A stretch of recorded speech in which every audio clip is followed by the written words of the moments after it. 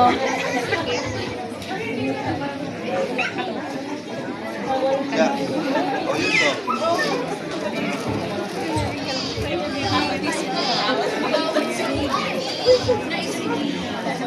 Sa gitna ng aming paglakbay at pagbagyo, ay nagpapatunay lamang na may Diyos na patuloy na gumagabay at nagbibigay ng bagong pag-asa sa aming nanghihinang kalooban. Ako, si Patty Bartlett Sessions.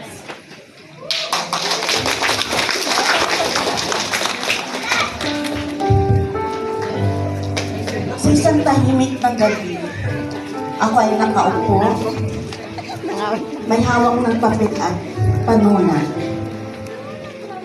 Iniisip ko ang aming paglalakbay kung saan kami patutungo.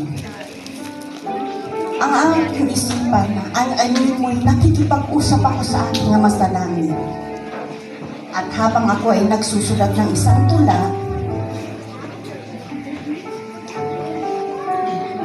ang mga tagang aking isinulat ay nalaman ko ang isang malalim na katotohanan na tayo ay hindi lamang mga tao dito sa mundo. Tayo ay mga anak ng Diyos. May tahanan na babalikan at may tahanan na patutunguhan. Ang tulang isinulat ko ay isang naging bahagi itong ng awitin ng aking lihim sa simbahan. Ako si Elisa R. Ismo.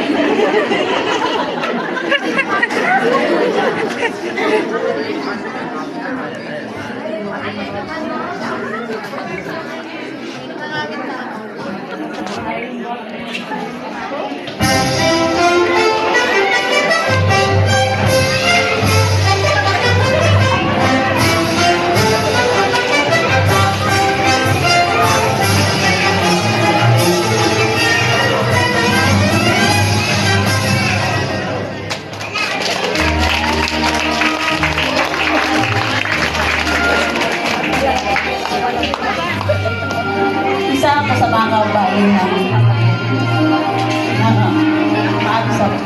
Isa ako sa kabaihan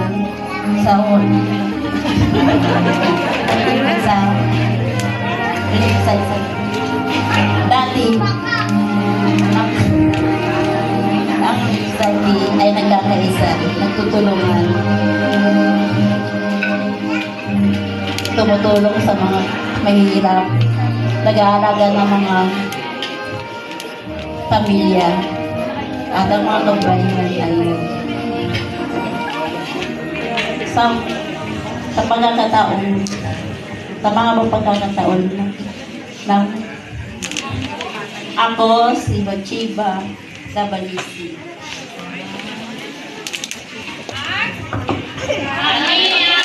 Young Relief Society Sisters.